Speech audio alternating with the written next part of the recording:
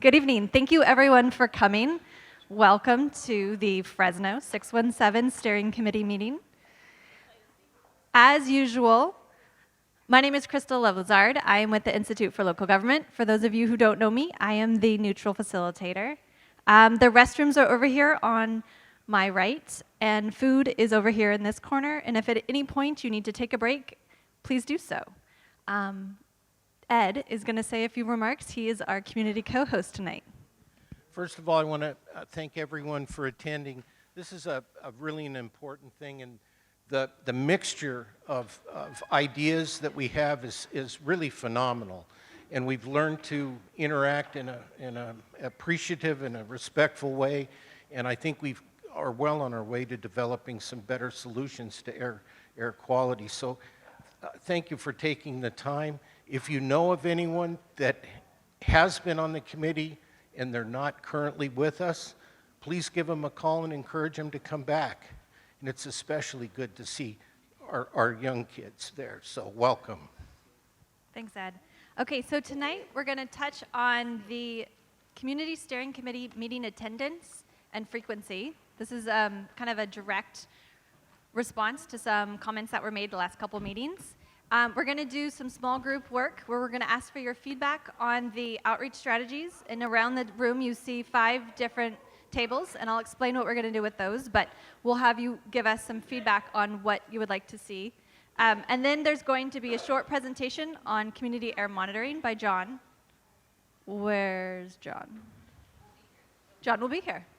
And then we'll wrap up with some updates from CARB about what's going to happen next month and moving forward. So, any questions before we get going? No? Okay. Just a quick reminder, if you're going to speak to the group, I'll wind up walking in the back. We want to use the microphone so everyone can hear well, so. Yeah. Okay, so I'm going to have Jamie start us off with a meeting attendance update. Is this alive?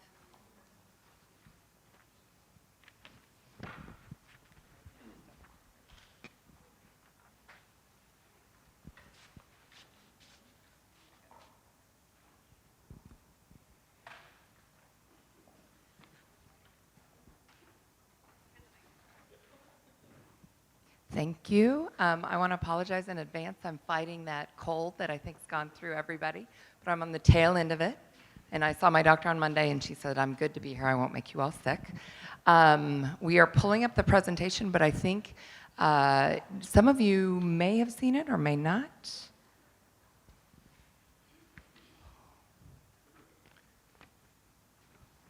There, just go to the next slide. It's just one slide. It's just the numbers. And Jess Olson has it up as well, just because you might have more questions. So this is looking back at 2019. We've had a total of 18 meetings. We have 5 lovely souls that have never been, even once. So 5 people who've never been.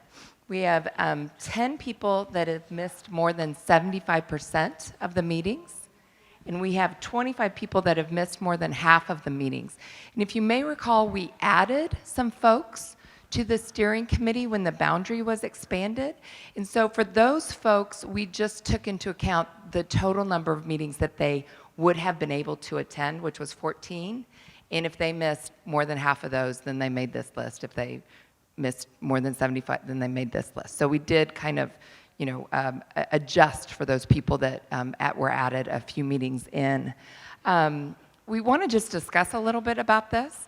And also our suggestion, and it's come from some feedback from you guys as well, is that we have everyone kind of just sign that they're still in and put down what they want to be on the website. We've had a lot of questions about putting names on the websites, putting emails, addresses, whatever on the website. So we thought we would let folks decide what they wanted to put on the website. Those are just some of the ideas that we have, but I'm really happy to hear what you guys have to say about this. We think that, of course, the people that have never been, they are off. We have emailed them and we are contacting them and saying thank you so much. If we've screwed up somehow, come and talk to us, but we assume your absence shows that you really maybe didn't understand what you were getting into. But with these other folks, do we want to just say you're off? Do we want to give them an opportunity to recommit? And then the second part of this, which has been mentioned by you, is do we want to go out and see if we can get some new people involved to get involved in the implementation discussion? So with that, I'm happy to let Lisa give us some thoughts. Okay, I'm going to open it up, but I also want to note that here are the renewal forms, and we're going to put them in the back. So if you do want to re-up, then they're going to be back there. Lisa. How about just passing those out to the current committee members so we don't walk out the door and forget? Perfect. If you fill them out right now, that would be awesome. My one question is, it's nice to email people, but I get like 30 emails a day and I go through things really quickly, and you get a better response, from my organizing background, of actually reaching out and talking to a person, if not knocking on their door and talking to them, that sort of thing. Was that ever tried? Because it just seems that, emailing is kind of the laziest way to actually contact people. It was, and we can totally do that. Part of it was just that we were in the midst of the holidays, and I just didn't get to it. I was responsible for that, and if you guys are on board with us being more forceful with folks, I think we totally can. And the next question is, I've been asking for this to be done for more than 6 months, to actually somebody call people. So just to put it out there. and the next question is, do you want us to tell any of these other folks that they're off? Ed. I have a comment. One of the things that I think we lack right now is there's a large Hmong community in our impacted area, and we don't have any Hmong representation. I do have some friends that are working on helping us develop that, but there are some opportunities through Hmong radio and Hmong television where we might be able to get the word out and bring in some community members for further participation. We often talk about the Blue Book, and I want to read a paragraph regarding what the steering committee should look like, because I think we need to go back every once in a while to the rules and the kind of the guidelines that we have. But here's what it says under Community Steering Committee. Excuse me. To ensure a collaborative partnership in developing the community emissions reduction programs, air districts must, from local committees composed primarily of individuals who live, work, or own businesses within each community residents, small businesses, facility managers, workers, and school personnel. Air district staff will serve as the conveners, and additional members should include participants from the local community-based environmental justice organizations, city, county officials, land use, planning professionals, transportation, local health departments, hospitals, clinics, physical rehab centers, public health counseling services. And then finally it says academic researchers are to be included along with labor organizations as appropriate. CARB staff will participate, and they have, as observers to support the discussions. It will provide technical support and other input from staff as OEA has determined appropriate. It's important that we kind of look at that and be reminded of what our call is and how we should look. We've had many of these organizations present to us, and we want to continue that as we move forward, as we learn about the emissions sampling and what it looks like. So, Thanks, Ed.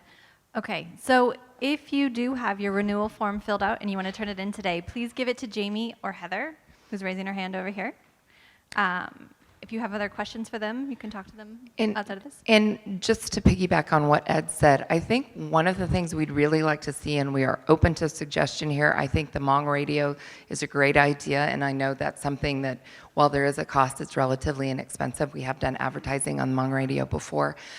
We need to get more residents in, because I don't know the exact number, Jess might be able to pull it up, but of the 50%. So of those who have missed, 75% or more of the meetings, of that 10, 7 of them are residents. And then of those who have missed more than half the meetings, there's 12 that are residents. And then, of course, there's some smattering of those that are EJ advocates, businesses, government reps, but majority are residents. So as we have folks who go off the committee, in order to keep our balance, we need more residents to come on board. So I am 100% open to ideas to, maybe we get, I don't know, better food, or I don't know. Quick question. What is the expected commitment for the coming year? Are we still expecting monthly meetings with sometimes bi-monthly, or is that schedule changing? That's on the agenda to be discussed tonight, and I don't exactly know when it's coming up, but it's coming up. It's Oh, now, this so one, that was okay. actually perfectly timed. So it's a fantastic, before we get to that, I will say, if there's extra forms, so if you have friends and neighbors who you think would be valuable as a part of this conversation, please bring those forms home and encourage them to consider this as well. And that does dovetail nicely into 2 other issues. One is meeting frequency, and another is meeting location. So as we move into implementation, the idea is that we will meet a little less frequently over the next several years. So I'd like to take a quick poll and see how you guys feel if this group would prefer to meet every other month or quarterly. Potentially quarterly could be longer meetings, so we still cover as much information. Are there any gut reactions that anybody has, or do you want to vote, or anybody want to weigh in? Every other month or quarterly? Thoughts? This is a semi-vote, guys. We want to get your input. We all take a significant amount of our personal time, and we want to use that to the very best. So the question is, are bi-monthly meetings every 2 months going to be sufficient moving forward? We're going to be talking further into the meeting about the implementation plan and how that's going to look. So I think, trying to decide I'm a little hesitant without knowing the timelines of the implementation of the different measures. And so I think more clarification has to be on that before we can say what that is. That's an excellent question. Anybody able to speak to the timeline for the different measures and the implementation? Yeah, I have something, guys. And it's in the SERP, and Jessica's going to pull it up.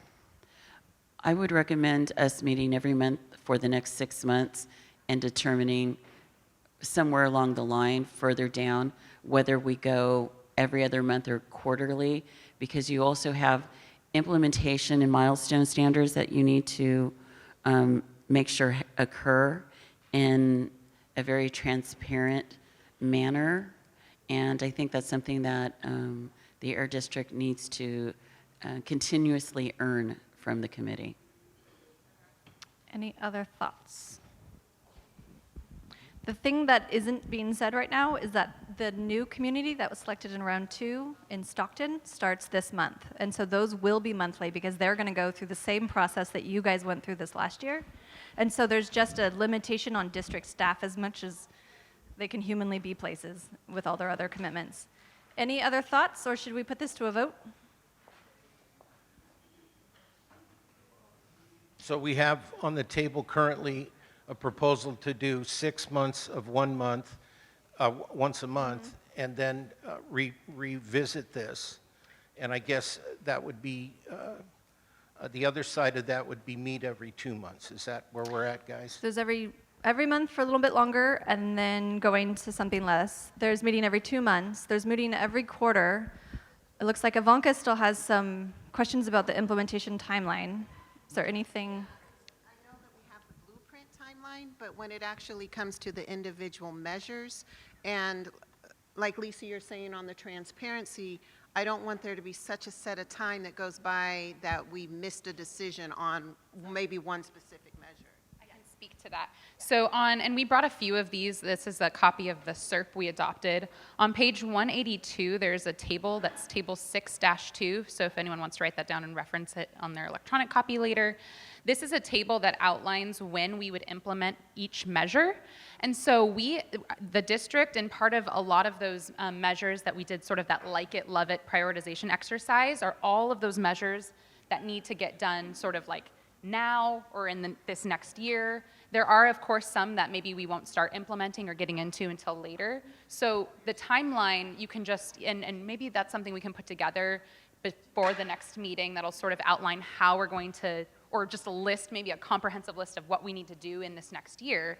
But the timeline will essentially follow this in terms of things we definitely have to have an implementation plan for these by these dates. So that'll sort of kind of dictate when we have to have that all together and kind of what we will talk about in the next coming year. Jessica, to follow up, I'm sorry, right here. There you are. Is there a time that you report to the board of directors, and could we maybe just meet before that report to provide our comment into the report that's going to the directors? So we do have an annual report. Is that what you're talking about, like just sort of regular reporting that we do, or are you talking about the Yeah, I thought it'd be more quarterly than anything. Right, yeah. So we do, just for everyone else's sake, we do have to, per the blueprint, write an annual report that we turn into CARB. And that annual report will be due, I believe, the same time frame that we adopted the SERP, which is in October, that the SERP was due. So we would have to turn that into CARB every October. So that would be sort of we would be compiling that really from now until October. It's sort of an ongoing compilation. What about the district board? I don't know that we would take it necessarily to the district board, but I imagine we do. We regularly update the board on AB 617. So if, in that case, hypothetically, we would take it to our board in September, yeah. But we do have board approval coming February. Correct. At the That would be Shafter CARB meeting. board approval. Correct. And Yeah. that would be February. So just to outline that a little bit more, we were not planning on having a February meeting. That February meeting, and that's going to be an agenda item later, is that meeting we've been talking about for a while now, which is the CARB hearing held in Shafter to adopt the various two SERPs for the district. And all of the steering committees welcome at that meeting. Correct. So. Yes, definitely. Encouraged, exactly. Yeah, and those are listening meetings, so the board's coming down. I'm not seeing a lot of energy around wanting to vote. I see Lisa wanting to make a comment.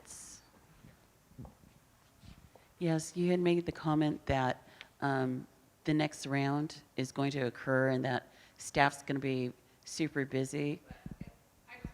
Just okay, because I was going to say, you know, even though there's a new round going, you guys are pretty much old hat by now, just dealing with us. So the additional work of starting a new cycle shouldn't be that much for us to meet on a monthly basis for 6 months, and then to determine at the end of 6 months whether we go every other month or quarterly. So we're understanding that, you know, milestones and issues, correct?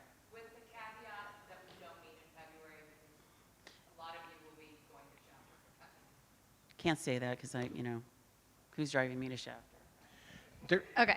There's one other piece to this that I discussed earlier, and that's that we're going to be losing this, or we likely may be losing this venue moving forward. So. Let me just explain that.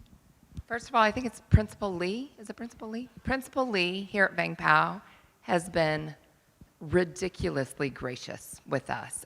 They have an after-school program that uses this facility, and she has allowed us to use this facility and kick the kids out of the after-school program a little bit early. It's gotten cold, and it makes it more difficult for that to happen, and rightly so. She has prioritized the kids above us and wants to get them back on their regular schedule. As a matter of fact, we really weren't supposed to have the room tonight, so if you run into Principal Lee, tell her thank you. So we're looking for yet another location. So that, as you know, has been a challenge for us. Having a location that's big enough, having a locations where we can bring in food, having a location that is in the community. Having a location where we can put up the audiovisual and translation needs that we have has been a challenge. I will also tell you that meeting on Wednesdays was not the best decision that we made. It was me, because churches have services on Wednesday night. So that has been a challenge. So moving forward, we're not going to be in this location. If you have ideas, we will look everywhere. The other thing, if it comes down to it, we may need to send out the biggest doodle poll that I will have ever done and just ask people, and everyone votes, and whatever gets the most votes, move it to a day when we can do it at a church. Can we just rate the, whatever we wound up with by how cool it can be during the summer? Eric Payne, committee member. I would also offer that if you would investigate possibly the EOC's local conservation corps in West Fresno. They have a substantial conference area that's pretty open space and can meet some of these accommodations. Wow. Great, great. Help. If any of the other steering Any other committee members thoughts? have ideas, let's bring them Thanks, Eric. forward, Lisa. Heaton Elementary on McKinley, down the street from where I live. Yeah, it's down the street from where I live. It's on the border. It's right down the street from where I live. It's on the border. We can bring, yeah, I almost brought my dog. They have a nice size elementary. I don't mind a church as long as we don't start off with prayer.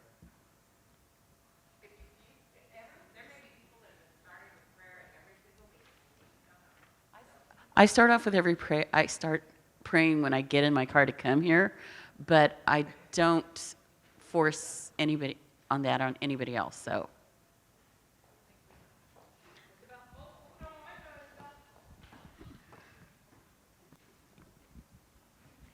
In Sequoia Middle School? Is that good? Sequoia Middle School? Sequoia Middle School.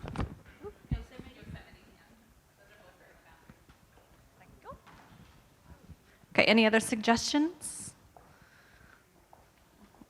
Or for days of the week that we need to know about to avoid?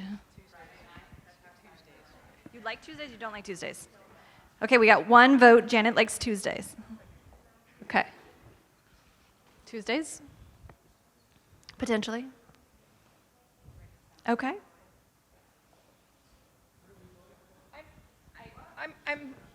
I'm kind of hearing that I would rather err on the side of meeting and having a meeting and not people coming, in all honesty. It's more work for us, but I would rather do that and then to have you all feel like you wanted to meet and you didn't have an opportunity. That's kind of what I'm hearing. I get that for some of you it's like, it's a lot, I get it, but unless someone objects to that, with the exception, we'll do March, April, May, and June, and maybe revisit in June.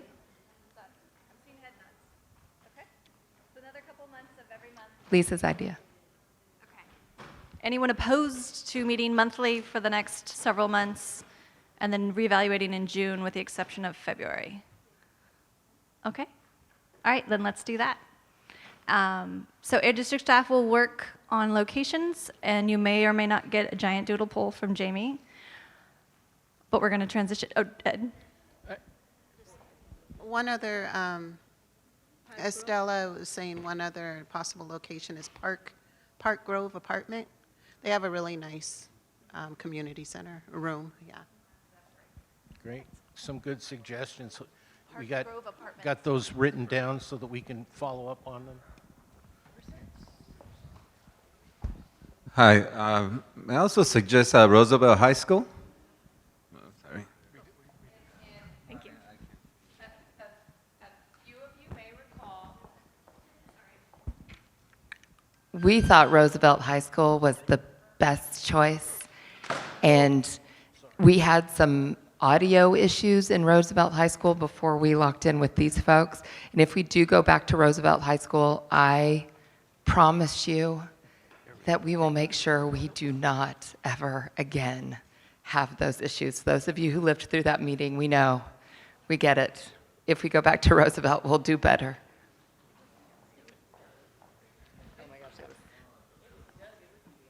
I have one question before we move on to the next subject, Crystal. We talked about member attendance. Did we come up with any kind of solutions, any kind of action items that we want to move forward with? Well, one action item is we are asking everyone to renew. So that's one. So opt in or silence is opting out, I suppose. And then also please share this form with friends and neighbors, especially residents that we need to bring on. And I think we'll revisit, we'll have another dialogue at another meeting. And I think one question though, do you want us to reach out to those folks who've missed 75% of the meetings and say, please do your best to come to the March meeting or else you're no longer on the committee, something like that? Give them one more shot. I think we should reach out to them, give them another opportunity. Okay.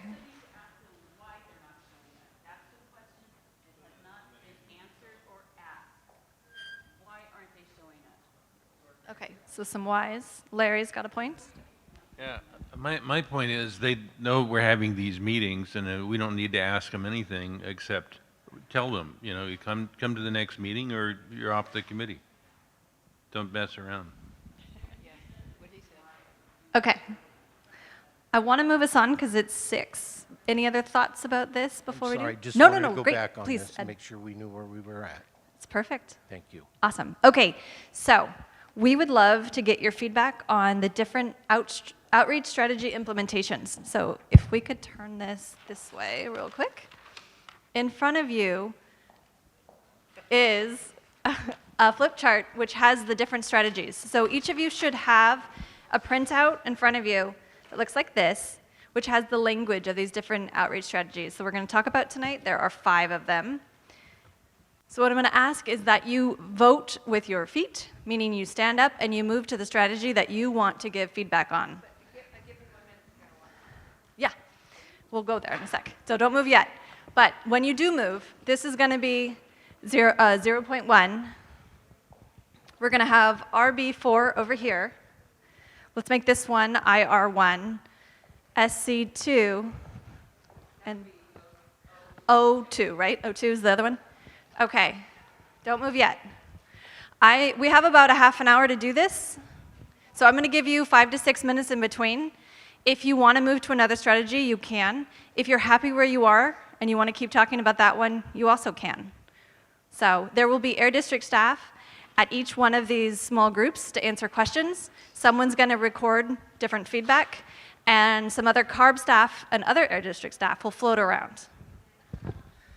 Okay, so going way back to, I think it was in probably August, maybe even July, we did that exercise about all the different things that were priorities to people. There were 5 items that had to deal with outreach. And in all honesty, I know it's small print, but I wanted you all to see what was actually in the SERP. So there's 5 slides. It relates to the 5 pieces of paper in front of you. But real quickly, this first one is going to be Cass's table right here. Idling's a big problem.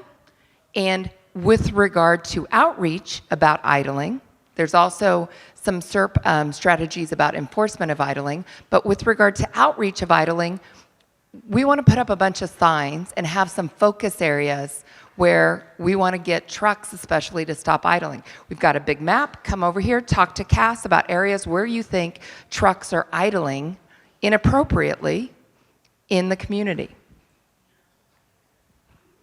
The next one is really, and this is a big one because we had this episode in December and we need to do better. We get that. That's going to be right here with Heather. How can we get better at getting information to the community that, let's say tonight, air quality is pretty good out there right now, but at 7 o'clock, all of a sudden it gets really poor. How can we do a better job of getting that information to the public? We've got some ideas here, but this is implementation. Don't be limited just by what's on there. We want to do a better job of getting that information out to the public. Come over here. Heather will be at table 01. This is about taking advantage of our grants. We've got lots of grant programs. Some people know about them, some people don't know about them. How can we make sure that people know about them? The grant programs, Madi will be here talking about the grant programs. We've got information about those, but how do we make sure, a great example that we don't know how to crack that nut is how to get your little independent commercial landscapers that maybe do a handful of homes every week. How do we get those guys and gals, but it's mainly guys, often they're Spanish speakers, how do we get them to understand that we'll give them money to take their lawn care equipment electric? Next, one of the issues that came up was illegal burning of trash. It's illegal to burn trash in your backyard in a big pile or in a burn barrel. How can we communicate that to the public, get them to understand, and where necessary, get them connected to county or city services so they can understand how they can have their trash picked up if their trash isn't getting picked up. And that's RB4 right over here. And the last one that was here that was a priority was the Healthier Living Schools program. That will be right back there where Tim and Greg are sitting right now. Zong knows about a lot of the activity that we're already doing in this community. She also can show you some of the tools we have, some of the things we give out to kids. Is there something else we need to be doing? Is there something different? We want to hear from you guys. You guys are the ones in the community who know best what will kind of resonate with people. I'm going to be circulating. My team is going to be here answering questions. We've got Ryan Hayashi, we've got Jess, we've got John, Crystal's here as well. We've got Greg from the city, Carb's here as well. We're very happy to answer any questions, but really this is about you giving us ideas. We're going to put some of this information together and hopefully come back at our next meeting with some little plans of what this is going to look like specifically, of where we're going to do things or what we're going to do. Genevieve.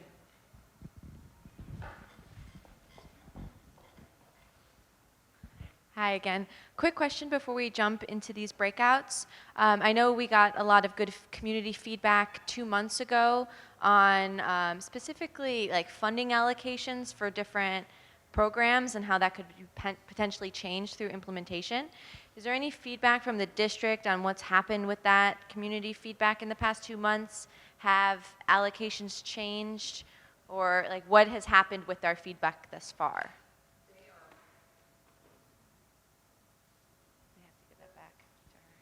Those are in the pipeline, and our plan is to come back with like locomotives and to come back with these kind of pots of things. One of the reasons that wasn't prioritized for tonight is because we don't really have CARB's even final sign-off on, hey, we think you can spend money on XYZ, whatever it might be. So we're going to wait for their sign-off, and then moving those dollar amounts around is what we plan to do. We did take a inventory of it, and it's online. You can look at some of the suggestions that were made, but we're hoping then to come back with each of, I think it was Naimeen who said, let's put these into little buckets and then come back and go through implementation of each of those little buckets and break it up. I know last month CARB talked about their bucket of, I'm drawing a blank, enforcement and, yes, the technology advancement. So some of that feedback we had, but we do intend to have more, and we have put those things online just so folks can see them. Okay, but the funding allocations have not changed, and they're not. They haven't changed in that we aren't changing. We aren't amending the SERP in any ways before it goes to CARB, but that we do plan to move dollar amounts around as we go through the implementation phase, because we have been given the green light that is something that can be done as we're moving forward. okay, so perhaps in March we can have that conversation? I think so. Yeah. Okay, thank you. And I'll just add that there's every intention to still have a community co-host who does help define the agendas and bring forward those issues of when we want to talk about things as we move forward. So any other thoughts before we move into the groups? Okay, again, I'm going to give you reminders just as a nudge. If you want to move, you move. You don't have to move. But when we're going to have everybody have about 30 minutes to give their input, and then we're going to hear about each of the small groups and kind of what was shared. All right? So vote with your feet and move where you want to move. What we're going to do next is do a quick summary of the types of things that we heard shared about each of these outreach strategies. So just because I'm standing over here, and I like to put Heather on the spot, what we're going to do is give each group a chance to say something that came up, remind folks what strategy you talked about, and then something that came up that was interesting, something that was new perhaps, or something that was really worthy of sharing with the full group.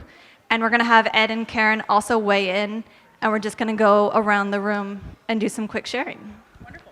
You know, before we start, I want to thank everyone. Once again, the base ideas that we brought to the table are diverse and will make a difference in air emissions in our community. So thank you for your efforts.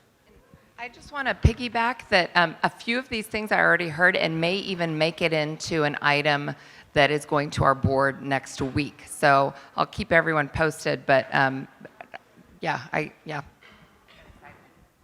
I'm up. Thank you. Well, thank you also for the wonderful ideas. I enjoyed scribbling as fast as I possibly can. Some big things. My measure in our SERP was the sort of general outreach measure that touches how we communicate air quality when it deteriorates, how we're reaching the public, what's our major messaging, that sort of thing.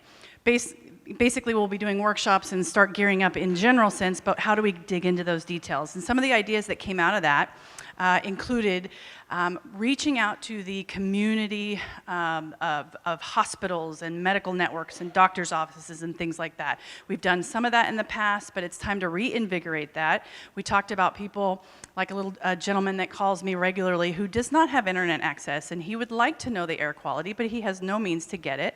The smog info line that we provide has a daily forecast, but not hourly. So on 2 o'clock in the afternoon, he doesn't know if that day's forecast has reached its peak and whether he can go outside or not. So how do we get information into his doctor's office or into the medical center that he visits, or the in-home services that come out to those houses, delivering information about air quality and the tools available in that regard.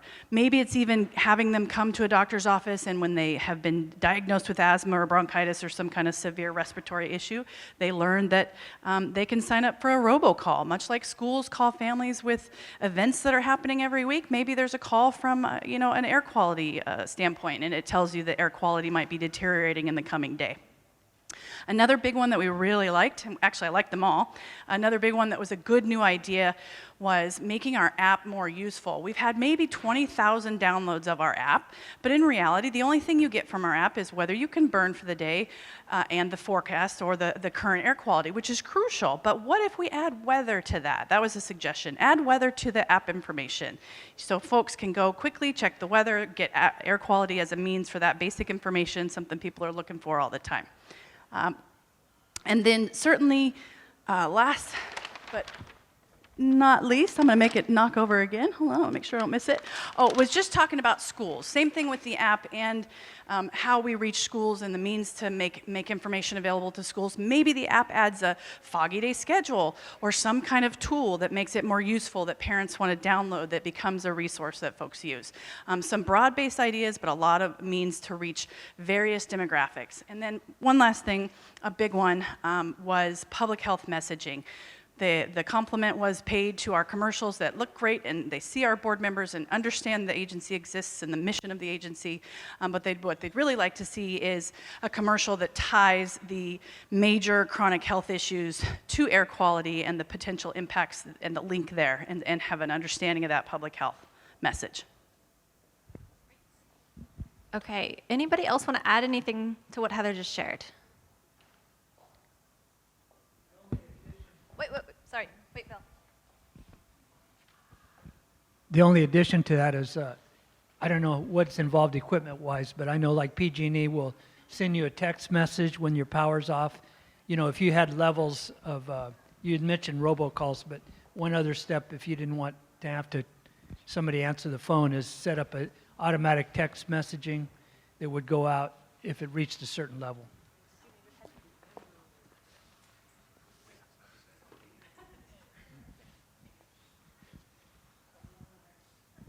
Thank you, Bill. We do that. We do a version of that now, Bill, but you're right. We might dig into that a little bit further and refine that system. Right now, we have the ability to send a text, but it's... Yes, exactly. But getting the information to folks that how to sign up and that it's there to sign up is probably the critical piece of that. Yeah, a little clunky as well. She said it, I don't mind admitting it. Okay, Lisa? First off, lately I've been seeing on the news, the local news, that they're talking more about air quality and burning, which I think is great. I would actually love to see, I watch Channel 24, show a map of where the worst air quality is in town, and maybe a human interest story from the weatherman about why it's important to switch over, and about the quality of air both in the summer and the winter in Fresno, to start educating people. Because I think if people start seeing a daily map of the region and where it's bad, it's nice that they show, oh, here's all the air quality, but if you can break it down more to Fresno, in Fresno, these places are where we're having problems, people. Oh, and by the way, here's a spot about how to switch over. We'll get you some traction. Thank you. Okay. Genevieve? I'd like to just concur with Bill's comment about mass text going out, even for those who haven't signed up for the program, when levels reach hazardous for all populations, kind of like an Amber Alert style, or the PG&E, like an emergency alert that goes out to everyone, no matter if they know about the program or have signed up in advance. Thank you. Other? I wonder if we couldn't piggyback on the police department has an auto call system for certain emergencies that I could think of. I wonder if there isn't a way to partner on that system and instead of recreating a whole new game. Karen, do you have any thoughts? Maybe just to build on a little bit the public health messaging theme, which I think came up actually on multiple groups here. And that really came to the forefront over the past summers with all of the really severe wildfire impacts. And one of the things that we discovered, and this happened in many different locations, was very inconsistent public health messaging, as well as what kind of actions should people take about that. So there's actually a very concerted effort that's going on right now, and actually through legislation, to develop, some better tools on how do you communicate that information, why does it really matter to people, and that's not only during wildfires, but in other conditions. And then I think the other key part of it is then consistent messaging on what people should do about it, especially in schools and things like that. And so I think that's something that we can commit to, as those discussions happen on the statewide level, that we can bring that back to this group and how that can be done locally as well. And I know the district is very heavily involved in a lot of the messaging that's already being developed on that. Awesome. Thanks, Karen. I'm going to go to Bill, and then we're going to go to this group. I was curious, do you have any of that informational stuff on your website or your app or whatever, that where if someone wanted to learn some information where they don't have to read it in case they can't read, maybe it's a video or something? Yes, we do. I will tell you that our app, our website is on the list because our website is, there's a lot on our website, but the simplest way, if you're on our homepage, there's going to be a little button in the corner that says RAAN. Stands for Real-Time Air Advisory Network. If you click that, it'll give you all the information to sign up. Right underneath it, we don't have a ton in Spanish on our website, but we do have that in Spanish on our website. So right under that band, I forget what it says. It says I forget what it says, but both of those buttons, there's an English version and a Spanish version, and that will get you as quickly as possible into the very basics of signing up to get that information. I was thinking if you did have some sort of a, text message informant thing, you could refer them, maybe link them to more information on your website or something automatically, where your website's pretty big. It's pretty tough. Bill has a good comment. Maybe the next meeting we could actually put it up on the screen and show people where to do it. I know we've done that already, I believe, but might be a good. Oh, okay. Oh, tonight. Great. Hey, wait. Okay, so this group, sorry about it's a little loud, is outreach to share clean air efforts and how communities can get involved. And our group had lots of great ideas and suggestions. And one of those was to have informational meetings, but we know that a lot of the community members sometimes don't participate. So we talked about maybe even sharing this at local gyms. Either we have the information there available, but then we also have an in-gym or a local meeting so that we can, provide that information to them. And then we also talked about going to community centers. And then one of the big key things that this group talked about is actually having outreach teams that go door to door to share this information, because that's the way that we're going to be able to knock and get someone there at the home potentially and get the information out. We talked about Clean Green Yard Machine program, especially the commercial portion of it, and how we can outreach to the country clubs, the nurseries, golf courses, and potentially even repair shops, because there isn't like an association or organization of landscaping entities. So this would be a great option to be able to share that, and then maybe again host some sort of an informational meeting where we can get a group of them to potentially show up and participate.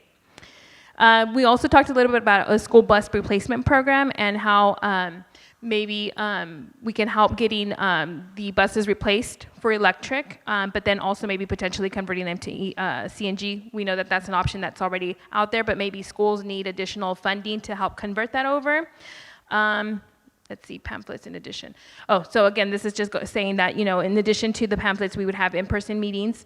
Another great option that they talked about is, and I think it's already on that measure, is that we really do get students to maybe even potentially monitor air quality, get groups of students at the different schools, and that way they can share the information with other peers and potentially get more and more students aware about, air quality issues or concerns that are already happening in their communities.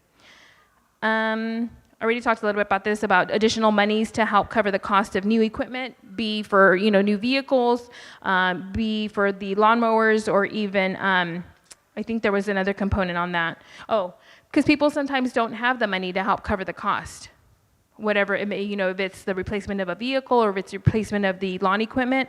Is there some way that they can do an instant reduction at that time so that they don't have to get the rebate back? Also, they had an idea about programs to help with tree planting. Maybe we can give incentives to help motivate people to plant a tree. Maybe we can, incentivize with giving them electric lawn equipment, or we can even do shears, rakes. We've also talked about maybe even just giving gift cards if they do that. We talked about using Caltrans signs to display the air quality messages or alerts. We know that's yes. I said that's a great idea. We know that sometimes there might be issues that they may not want to do it, but we're going to try and tackle that one more time. Bulletins at hospitals and clinics. Again, sharing that information and maybe even housing or hosting an informational meeting there as well. Doing lots of radio spots, mailers in your water or utility bills. And then the last thing that one of them mentioned is to incentivize volunteer crews that help with alley cleanup, again, just to help improve our air quality in our area. Awesome, thank you. Does anybody have anything else they want to add to that really cool list? No? Okay.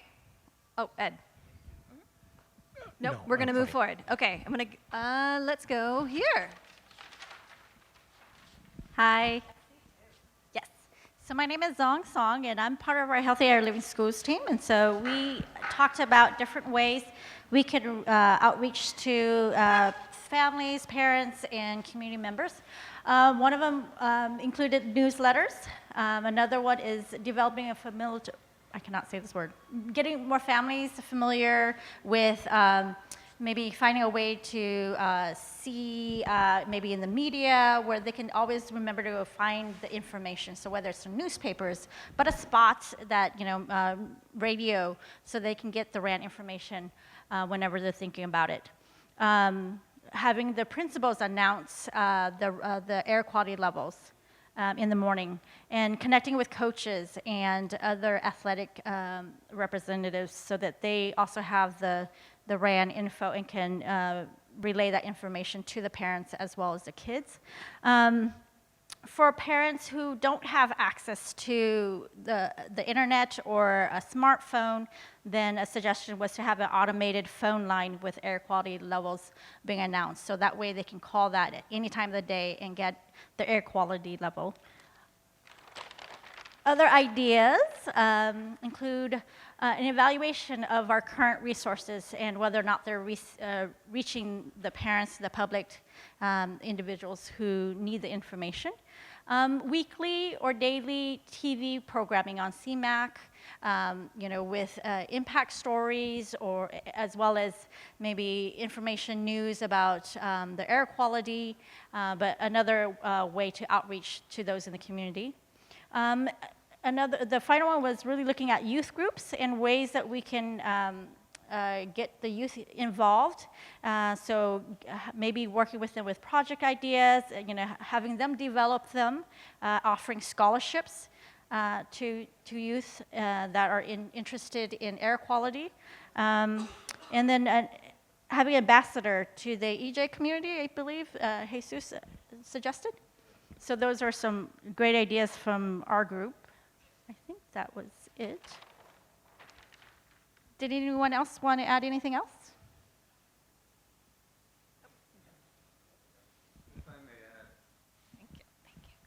The idea, just the idea that I think we need to have some connection, straight connection to the Valley Air, to the district in terms of community, whether it be in those many different ways, but the idea is that we have a reference point and not just bump into a website that honestly, it's tough to navigate. I'm hoping that it's just constructive criticism, and it's just the community. At the end of the day, we want something that's real. And I think one of the things, based on our experience as a first-generation migrant and living and dealing with a lot of the reality on this side of town, is community communicates this need. It's that as much as we like incentives, it doesn't make any sense because they don't really apply to us. I mean, if we go through the cars and we go through the land mores, and we don't know how to go through the processes, and we don't understand or connect with anybody in the at the district, it's kind of tough. So I just think that having that straight connection, which is a big marketing strategy, long-term vision, but the idea is inundating the community with this kind of stuff. I mean, eventually repetition does a lot of work, but I think it's something that, say for example, knocking door to door would not work for us as in comparison to being at the swap meet market, you know? Oh, yeah. So it's constantly seeing people, the agency, and saying, okay, we're together. But yeah, just that idea. It's a longer conversation in terms of marketing, but I think it's a long-term, short-term, middle-term, long-term vision. Just to let you guys know, in case, because I should tell you, Samir wanted to be here tonight. He's actually still at the office. So I'm giving him kind of a real-time update. I'm typing into my phone a lot of things that are being said so that he can kind of know how this meeting is going as well. So I'm not like just texting a random person, so. I would like to add, thank you for your input. I think it's really important that we evaluate the value of what we're doing when we do the outreach. Some outreaches may work really well, but like you said, door-to-door wouldn't, but the swap meet would. Those are the things that we need to work on, and thank you for bringing that forward. Yeah, I think that point was made that, thank you.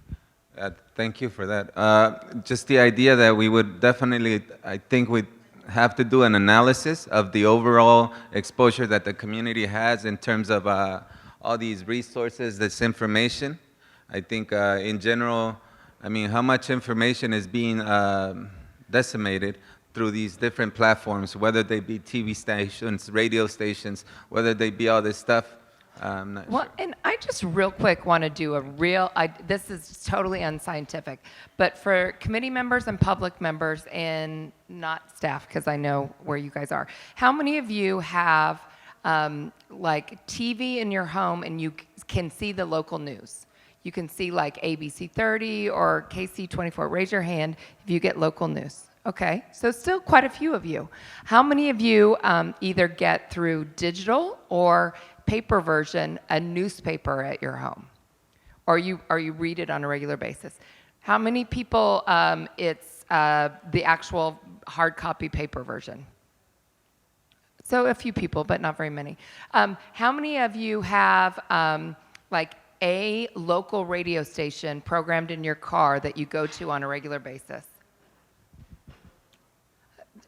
Yeah, well, yeah. And then how many of you are on some type of social media platform like a Facebook or a Twitter or a Nextdoor or LinkedIn? Okay, because one of the things that we're struggling with right now, and we brought some of our consultants from our ad agency world, is that the landscape is changing as to where people are getting their information. So I just kind of wanted to gauge you guys, and you're kind of right in there. Less of you have cut the cable on your TV than I expected, though, but that's all coming. Okay, Karen, do you want to add anything to this one before we move on? The one thing I wanted to add is I really think both the personal stories and the youth aspect is probably very important because, you know, part of this is it's not only telling the message, but how do we transmit that message so it really means and resonates with people? I think we all know, for those of us who have children, you can just tell them to do something, but unless they really believe they want to do it themselves, it's not a long-term change in their behavior or caring about something. So figuring out ways to do that, personal stories is good. And we're actually starting to do some research at CARB is how do we communicate air quality and climate science better with people, and what is it that really makes that connection? So I think that's something we can continue to share with the committee. Can I ask that you put your headsets back on? Yo solamente quería añadir algo del Señor Jesús, que dice para transmitir esta información a la escuela sería también bueno que pongan alguna información en el periódico de la escuela, porque hay un periódico que sale cada mes en la escuela del distrito y ahí también que mandaran la información. Gracias. Gracias. What school district newspaper do you read? ¿De Fresno? We will also check. I know Fresno Unified does have that monthly newspaper they send out. We'll also check to see if there's opportunities for the other district. There's actually 5 districts in this community. 2 other real quick things. We are going to try in March to bring our videographer, and if anyone wants to tell a story, we just are going to see what happens. So come in March ready to tell your little, 1-minute story. And then we also put, we do a kids calendar, and we put their pictures that kids throughout the valley have submitted. We put them together. If you have a workplace, if you have a church, if you have a school, if you have some place where you think people might want to pass them out, you can talk to Maricela, or really any of my team, and we can give you up to 100 of these. I think we're to Cass. Alrighty, so my topic was no idling signs for trucks and vehicles to reduce vehicle emissions. And so some of the conversations, one thing that came out of it was providing signage to all schools in and outside of the boundaries for no idling. Another topic that came up was that near the Roding Park area, there's a traffic issue. It's not necessarily a parking issue, but there's a huge traffic issue, particularly on Olive. And it happens roughly 14 days out of the year. So if maybe somehow we can get somebody out there that helps navigate traffic, or something needs to come from that. Lisa.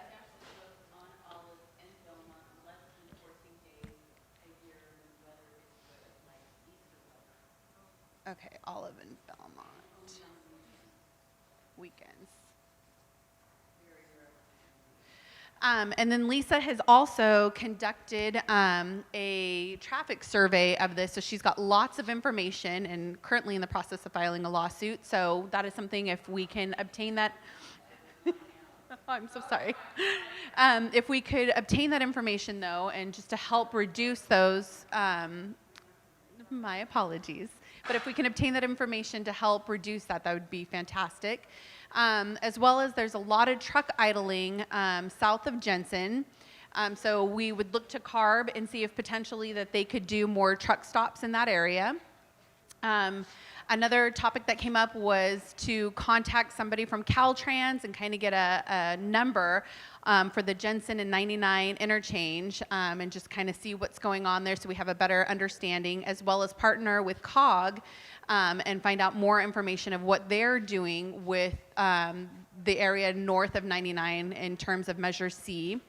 Malaga also has, in the Malaga Elementary School area, there's a large truck car wash with lots of idling, so that'll be another area that we would look to get some enforcement out there, as well as better understand what is happening with the trains near Malaga Elementary, because there's train tracks that go through and that kind of tends to congest traffic.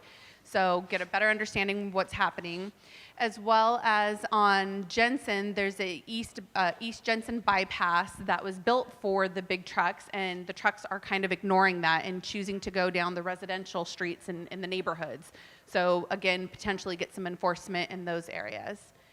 Is there any other place that you folks know of where there's an issue with truck idling that we can put up signage just to kind of help inform them?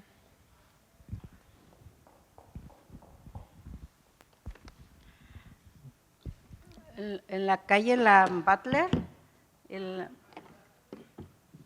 San Joaquín, y junto a los rieles del tren, ahí siempre están muchos trailers parados.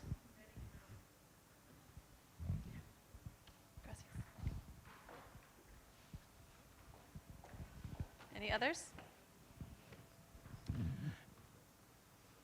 I talked about this earlier a little bit with this table, but I think one of the things that might be valuable is to, whether the schools in our impacted area or not, to go to the school districts and provide them signage that says, no idling signage, that we could provide maybe even labor to install with their approval so that we get that message out. Yeah. Anything else? All right. There's like a lot of trucks around in Willow near North Avenue, and it's bad air quality there. So from the biomass plant, so well, it seems to move when the wind from the biomass follows the plume of smoke, the bad air, and someone's with the truck right in the plume of smoke, idling the truck to put warning, bad air quality in evenings like 8 o'clock to 9 o'clock. It was like 100 micrograms per meter cubed to PM 2.5, which is like 300 AQI. It was unsafe on my air monitor over there. Like about 5 times in the evenings I measured it like that. And then also in Belmont and H Street, the air quality is kind of bad out that way. And the milk trucks are just so crowded, and they're just going all the way around the block and back into their to refill, and they're lined up, and they're hard. They can't make the turns very well, and it takes them forever time and everything. Laura. Okay, thank you. Okay, one more. Nomás quería decirle al señor que habló ahorita que nos manda el distrito para pedirles letreros para que no se parquen los carros de carga pesada. Eso no es posible porque el distrito nos manda con ustedes. Entonces se pasan una cosa, queda volando y no se hace nada. Entonces, ¿para dónde vamos? ¿Con el distrito de educación o con ustedes? Ellos nos mandan con ustedes. I don't know if Karen wants to speak to this, but it is kind of both of us in partnership, but I'll let Justin speak to it. All right, so what I heard is that when you contact CARB for idling complaints, we send you to the district, correct? So typically, the district is the authority that's out here, and we are located in Sacramento. But what we have been doing with these complaints is we have been logging them and we have been collecting this data so that way we can come out at a later time, and then we've been doing these idling sweeps. So like today before the meeting, Natalie and myself, we drove around, we looked for idling vehicles. And that's what we're using this information for. But if a truck is idling at that time, we're not going to be able to get from Sacramento to Fresno to cite that vehicle. We can send a warning letter if we're given the proper information, but if it's something that is immediate, then we would refer you to the Air District. Does that answer the question? No? Was there more to the question? Lo que quiero tratar también de decirle es que el distrito de la escuela, mientras sea de lo que está dentro de la escuela, ellos pueden hacer, pero ya cuando es fuera de la escuela, ellos ya no pueden hacer, como dice el señor, que pidamos letreros al distrito de la escuela, no los va a poder proveer.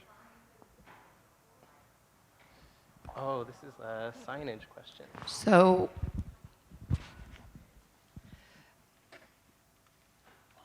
if you see idling within the school parking lot, you can talk to the school, and if they don't do anything about it, call us, and we'll see if we can't encourage them to put a policy in place to manage their idling. If it is idling on the road outside the school district can't control that. But if you call the local air district, sometimes you can even call the city. Gregory's not here, but the city might come out because in some cases the truck's not even supposed to be parked in front of a school. And then we can also work with CARB so that the next time they come down for what they, for one of these events where they go to the areas where they think there might be people violating the rules, they'll make sure and put that area, maybe it's the street right in front of the school, on their list and try to catch people. Did that answer your question? Okay. Let me go to Lisa, and then what I'd like, do you mind if we just have this offline? Because I think we're going to run a little bit out of time. Okay, here's some simple solutions. When you have idling of cars in front of a school and the school can't do anything about it, but the police can, what I would love to see is an officer come out in the heavy use starts of the season, when the kids are back from winter break, start of school, Easter break, start to direct traffic and make some of these parents move so you can classically condition them to get along, little doggy. The other thing also, Karen, have you thought about having a pilot project of maybe giving some authority to cite some of these trucks idling to the local air districts so they can go out at a faster turnaround time to cite some of these people that are habitual? So also to change their behavior. Because there's nothing like $1,000 fine, cumulative fines to, change their behavior pretty quick. Well, one of the things that is possible is we've actually had some MOUs with air districts that do set up a relationship so the local air district can actually, I think, enforce and cite our regulations. So that's something that we can continue to look into. And I think there might even be sometimes possibilities of an MOU with other local jurisdictions as well. I'm not sure about that, but certainly with the local air district, because as Justin was saying, they're the ones that are right here. Okay, I like where this is going. I'm going to give it to Ed, and then we're going to quickly wrap up this last group because there's still two more things.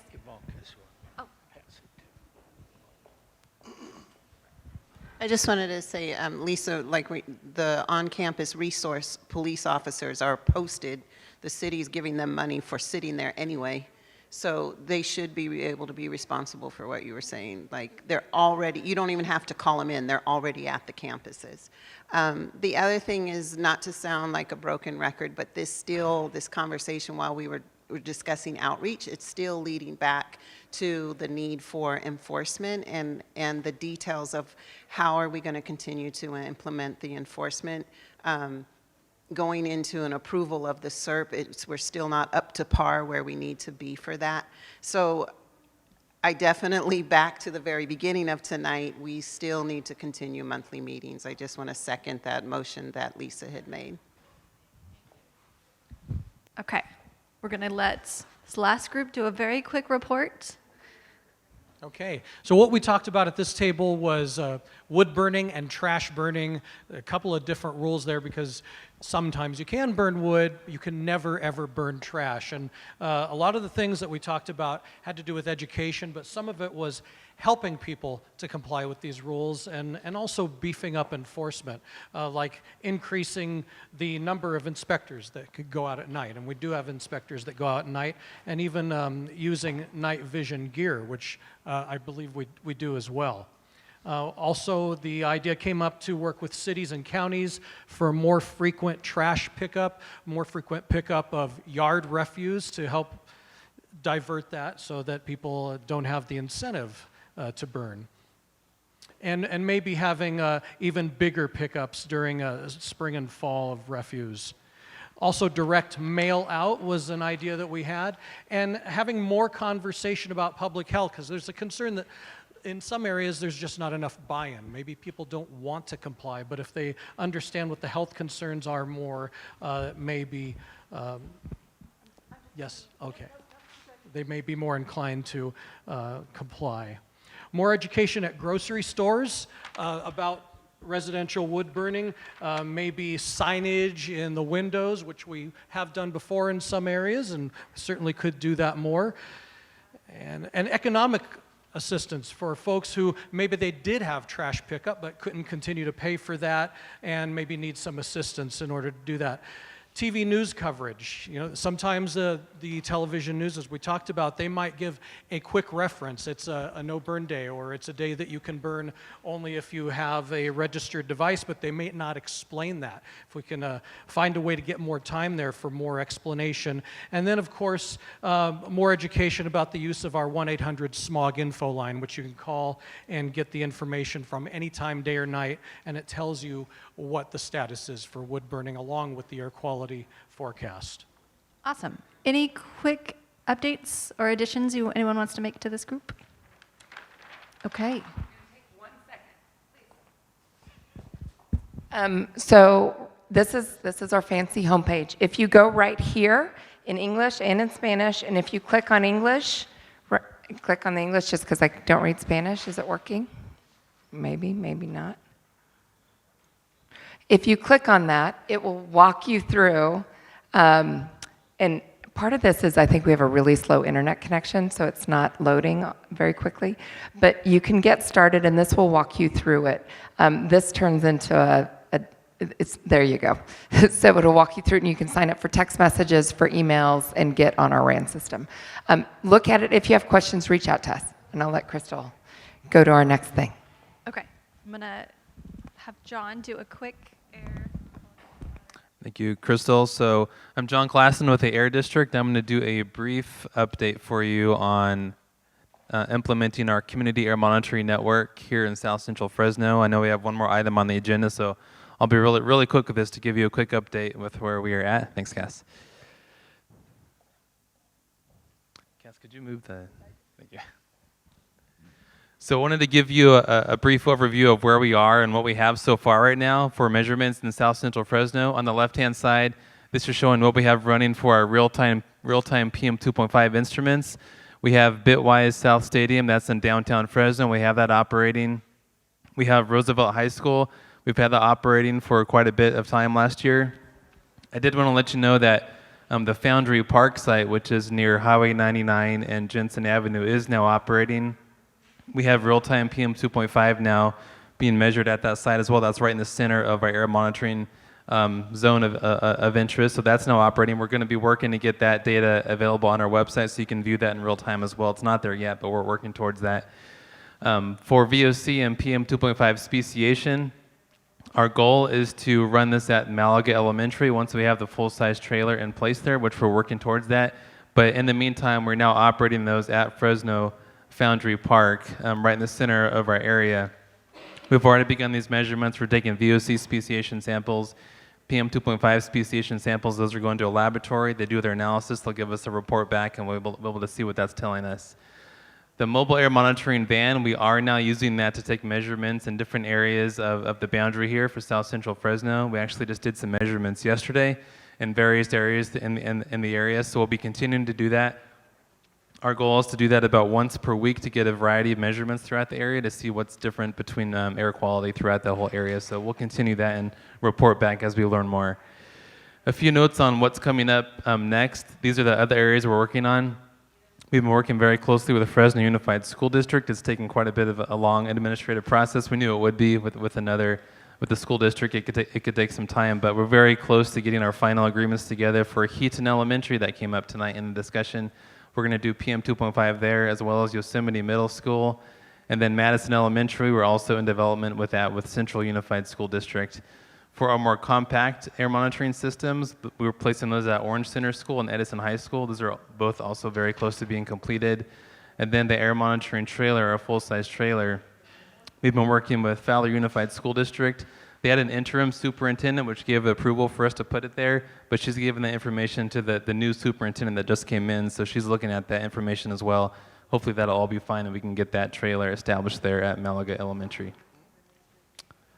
So this is what's happened the last couple of months. We gave an update a couple months ago up through the end of September, I believe. So this shows what's happened the last few months in the area, and you would expect these numbers to go up as they did. During the winter time, we have higher PM 2.5 concentrations. The blue line is Fresno Garland site, just north of here a little bit. You can see it kind of tracking throughout these various days. And then our downtown Fresno and Roosevelt High School tracked pretty closely to what was happening at Fresno Garland. And this just shows an average for this time period for these three different sites. Fresno Garland was a bit higher at about 15.6 micrograms. Fresno Roosevelt was a little bit less, and Fresno Bitwise was a little bit cleaner. So it's interesting to see this variety.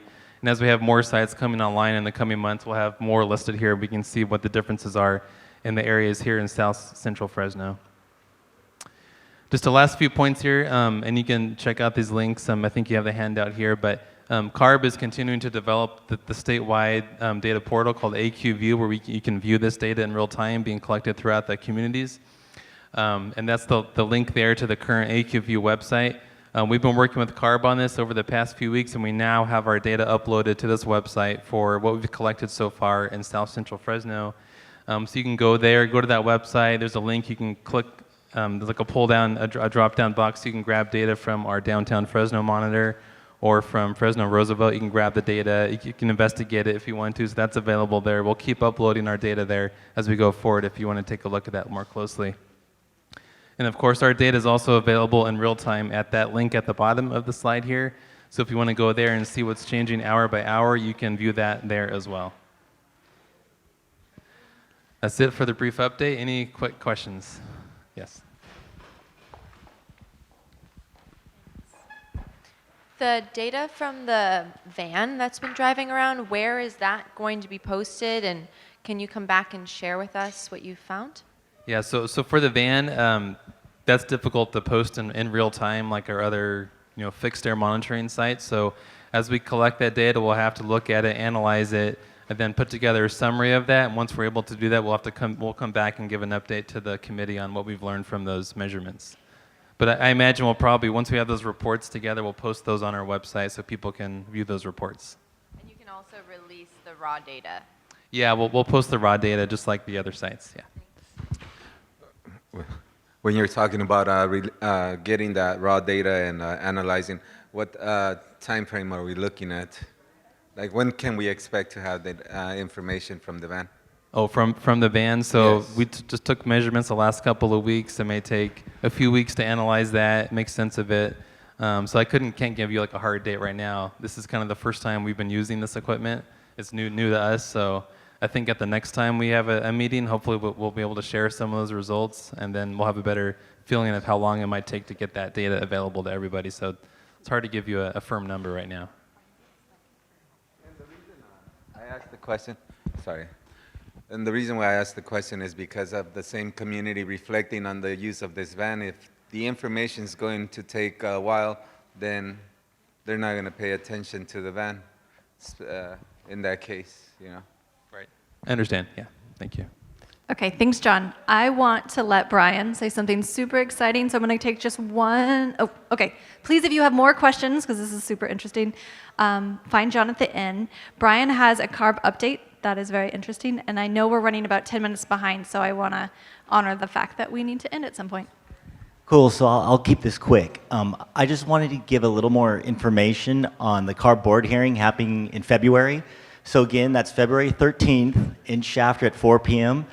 Before the board hearing, we are going to have community tours in both Shafter and in Fresno. So it's going to go from 10 a.m. to 12 p.m. on the 13th. We're going to have CARB board members on the bus, some district staff, some CARB staff, and we also want to see how many of the community steering committee members are available and interested in also being on that community tour. So my slightly less handsome twin, Tom, is handing out some sheets. If you are available and interested on going on the tour, please fill out your name and contact information so we can set up logistically the bus size and all that kinds of things. And yeah, Ivanka, do you have a... The tour portion for Fresno, will it end with giving rides to the steering committee members to the hearing that evening? Or will it just be for Fresno? As of now, no. It's going from 10 to 12, picking up at the district office, and then returning to the district office. And again, that board, also with the board hearing, so it does start at 4 in Shafter, which is a little bit of a drive. Shafter will be heard first, their SERP, and Fresno will be second. So I don't want to say a time because these things go longer and shorter. They're hard to predict, but I could see Fresno starting closer to 6, but I don't want you to miss anything. So if Shafter ends up going quickly. And if you have any other questions, feel free to email me. So, oh man, outside of 10 days, meteorological models aren't very accurate, so I don't know. But when we get closer...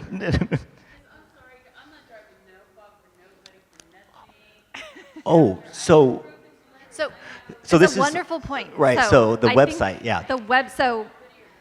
Yes. So CARB always live streams their meetings, and I believe the Air District is going to open their office up for people to come watch. Is that correct? Sorry. Okay. So the question is, if you can't drive to Shafter, is there a place you can go to watch the board hearing on February 13th?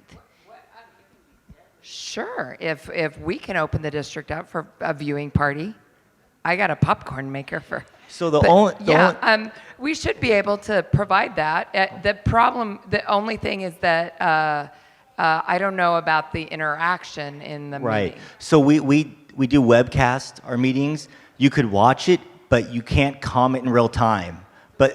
So you'll be able to comment. The one way you can comment is through the docket we'll open once we post our staff report, which is coming soon. So you can make email comments before. But yeah, that is the drawback. If you're not there in person, you won't be able to live interact with the board. I just wanted to say LCJA and possibly CCEJN, we normally always provide transportation to some of the big CARB meetings, so this wouldn't be any different. So see me if you want to go but don't have transportation to go. That's very kind. Okay, Lisa, I'm going to go really quick, though. It's a very interesting legal question. I'm so ADA, I'm not traveling anywhere because of my knees. So how can I actively participate other than commenting after the fact at the CARB hearing? So I think you can comment before through the docket, which you can. So the second the staff report is posted, you can comment on our report. About live commenting to like a back and forth with the district, to the CARB board, I'm not sure if we'll have that capability, but I can ask our departments, yeah. If they comment before, does the comment get read aloud and then the board reacts, or is it just go into the staff report? Karen. Right. So if you submit a comment into our docket, all of those letters are provided to our board members in advance so that they can see what they are. And we actually do briefings with all of our board members. And as part of that process, we summarize for them what we've been hearing, what we've been seeing in comment letters. So if there's a public discussion, I'm not going to be able to actively participate because of my disability, is what you're saying. Just want to throw it out there. Okay. Karen. Lisa, we will follow up on that accessibility issue. The other thing that Trish just wanted me to remind people is if you were available to go on the tour in Fresno, there will be a number of our board members, so that would be another chance for you to interact with them if you were not able to make it down to Shafter. It's 10 a.m. the day of the board meeting, so it's February 13th. Yeah, 10 a.m. to 12, starting at the district office. Okay. So I want to do some closing thoughts, but I don't want to cut off if there's any burning more questions for Brian. Okay, so a couple things for homework. So again, please fill out your renewal form if you want to keep coming and hanging out with us, and hand it to Jamie or Heather over here. If you want to participate in the tours, please sign the sheet that's floating around.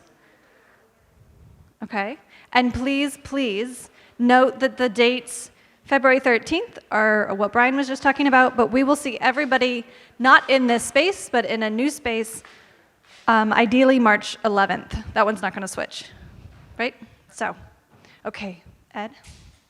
I want to thank everyone for this evening. I think it's gone very well. We talked about attendance and meeting frequency. We talked about, we had a great process for strategy implementation that I think we brought a lot of good ideas to the table. We've talked a little bit about air monitoring, which is going to be the exciting thing as we begin to apply it to how we're going to work forward. And if you know of anybody who wants to attend, have them fill out one of these membership forms. We need to get more community involvement. So thank you.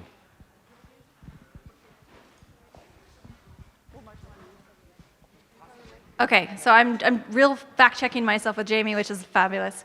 March 11th could move depending on the results of the doodle.